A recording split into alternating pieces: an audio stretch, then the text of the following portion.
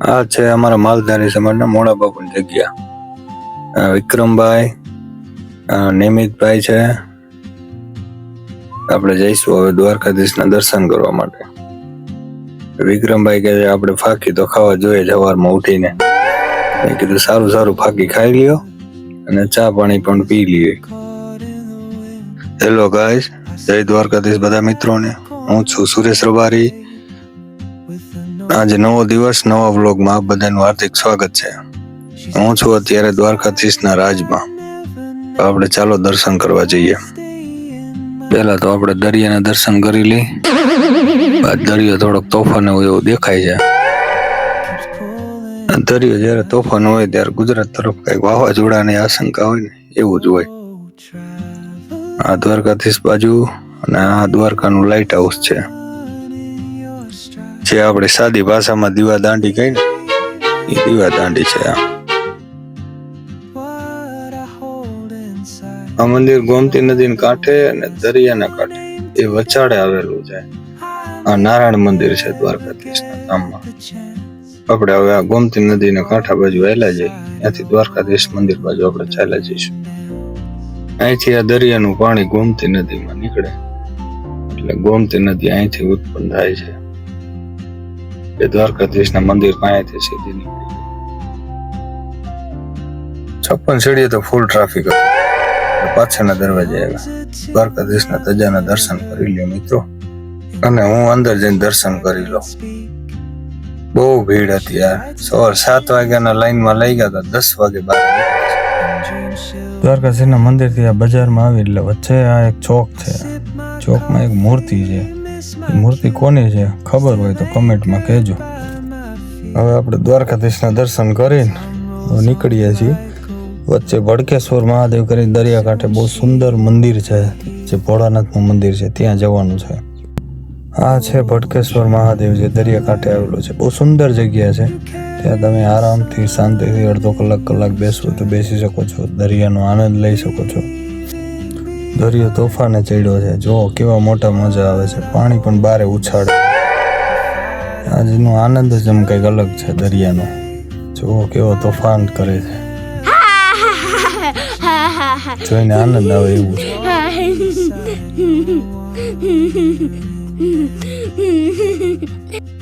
ભટકેશ્વર મહાદેવના દર્શન કરીને હવે આપણે જઈશું રૂક્ષ્મણી મંદિર બાજુ. ત્યાં રૂક્ષ્મણી માના મંદિરના દર્શન કરી લઈ. આ છે રૂક્ષ્મણી માનું મંદિર. અહીંયા પણ દર્શન કરો ને તો જ આ દ્વારકાધીશની યાત્રા પૂરી થાય છે, નહીતર યાત્રા પૂરી થતી નથી, એવું અહીંની લોકવાયકા છે. આ છે ભીમરાળા ગામ, જ્યાં મોગલમાની જન્મભૂમિ તરીકે પ્રખ્યાત છે. આ છે ભીમરાળા માં મોગલનું જન્મભૂમિ. આમાં મોગલનું મંદિર છે. ટાટા નમકની એડવર્ટાઇઝ તો બધાય જોયેલી છે. આ ટાટા નમકની કંપની છે, જોઈ લ્યો. હવે અહીંથી ચાલુ થાય ઓખાનું. બધી બાજુ ખાલી પડેલી બોટો પડી છે. જ્યાં સુધી નજર પહોંચે ને ત્યાં સુધી નકરી બોટો જ છે. જે દરિયામાં બોટો જે જતી હોય ને એ બધી બોટોનો અહીંયા સ્ટોપ છે. જેમ આપણું બસ સ્ટેન્ડ કહેવાય, એમાં અહીંયા દરિયાની બોટોનું બસ સ્ટેન્ડ. આપણે પહોંચી ગયા સુદર્શન સેતુ ઉપર. આ એકમાત્ર એવો સૌરાષ્ટ્રનો પુલ છે કે જે દરિયા ઉપર લગાવેલો પુલ છે. અને આપણે હવે પહોંચી ગયા બેટ દ્વારકામાં. આ પુલ ક્રોસ કરી એટલે સીધા બેટ દ્વારકામાં. આ છે સુદર્શન સેતુ, જોઈ લ્યો, જે દરિયા ઉપર લાગેલો બ્રિજ છે, સૌરાષ્ટ્રનો એકમાત્ર બ્રિજ. અને આ બાજુ છે દરિયો.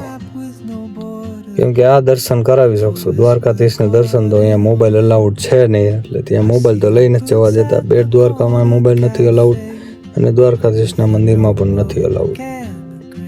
આપણે બેટ દ્વારકાથી તો નીકળી ગયા. હવે જઈશું આપણે નાગેશ્વર બાજુ. નાગેશ્વર જવા માટે અહીંથી રસ્તો અલગ છે. આ આપણે પહોંચી ગયા નાગેશ્વર. નાગેશ્વર ભોળાનાથની મૂર્તિ તમને 2 કિલોમીટર દૂરથી પણ દેખાઈ જાય એવડી મોટી મૂર્તિ છે. જે 12 જ્યોતિર્લિંગમાં ગણાય છે ને, એ નાગેશ્વર આપણે પહોંચી ગયા. નાગેશ્વર દર્શન કરીને હવે આપણે ઘર તરફ નીકળી જઈએ. પણ રવિવાર હતો એટલે બધે બહુ ભીડ હતી દર્શનમાં, એટલે જે કોઈ પણ આવો તે રવિવારે ન આવતા. હવે વાગ્યો બપોરનો 1. હવે લાગી ભૂખ. તો અહીંયા ગુરગઢ પાસે માલધારી હોટલ છે, ત્યાં જમી લે. જમવાનું શુદ્ધ ગુજરાતી ખાવાનું, બહુ મજા આવ્યું, ઘર જેવું ખાવાનું મળે. સીએનજી ગાડીની મોટી માથાકૂટ, જ્યાં પણ સીએનજી પુરાવો ત્યાં મોટી લાઈનો જ હોય છે. જોઈ લ્યો કેવડી ટ્રાફિક છે સીએનજીમાં. સીએનજીમાં 1 કલાક લાઈનમાં ઊભા રહીને થાકી ગયા.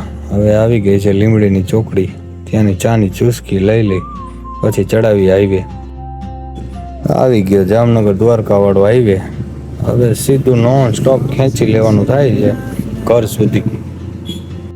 હવે આપણે પહોંચી ગયા જામનગર બાયપાસમાં. હવે અહીંથી રાજકોટ ખાલી 90 કિલોમીટર રહ્યું છે.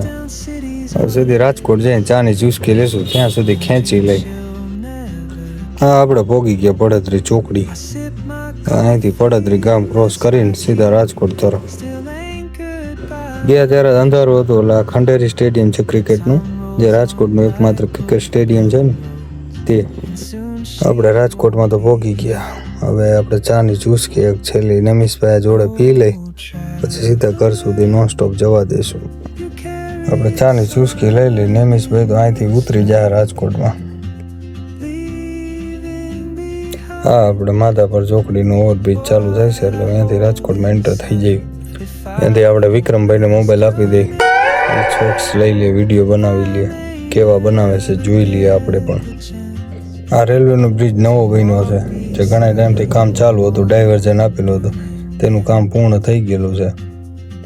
વિક્રમભાઈ વિડીયો તો ઉતારે છે, પણ હારે હારે કોમેડી પણ બહુ સારી કરે છે. એમનો અવાજ સાંભળો, જોઈ લ્યો. એટલે બાબા જોઈજો, પાડતા નહીં, બીજું ઠીક. હવે આપણે પહોંચી ગયા હોસ્પિટલ ચોક. અહીંયા નિમિષભાઈને ઉતારી દઈ અને ત્યાંથી આપણે સીધા થાનગઢ બાજુ નીકળી જઈએ. અમારે યાર જેમ ચલાવી ગાડીઓ, તો અહીંયા સર્કલ પડે છે. આ સર્કલ જાય અમારા નૈમિષભાઈ ઘર કો.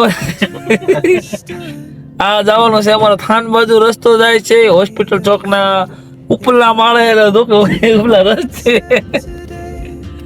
ઉપલા રસ્તે હાલા જાય છે. આ છે રાજકોટનો કુવાડવા રોડ, ને આપણે કુવાડવા રોડ ઉપર ડીમાર્ટ પાસે પહોંચી ગયા છે. હવે અહીંથી આપણે ચોટીલા રાજકોટ હાઈવે લેવાનો છે.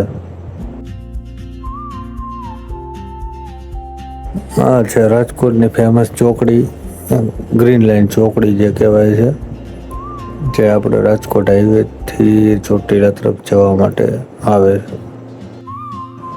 અહીંથી આપણે અમદાવાદ, દિલ્હી, મુંબઈ જ્યાં પણ જવું હોય ને એની બસો બધો રૂટ આ ગ્રીન લાઈન ચોકડીથી જ નીકળે છે. આ છે રાજકોટ અમદાવાદ હાઈવે, જે રાતનો પણ રંગીલો ગણાય છે. તમને રાતનું પણ ડ્રાઇવિંગ આમાં મજા આવે એવું છે.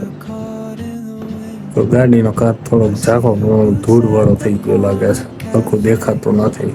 આપણે પહોંચી ગયા ચોટીલા. આ સામો દેખાય તે ચામુંડાનો ડુંગર છે. હવે થોડોક તમને ચોખ્ખો ચોટીલાનો ડુંગર દેખાશે, જે ચામુંડમાં બિરાજે છે.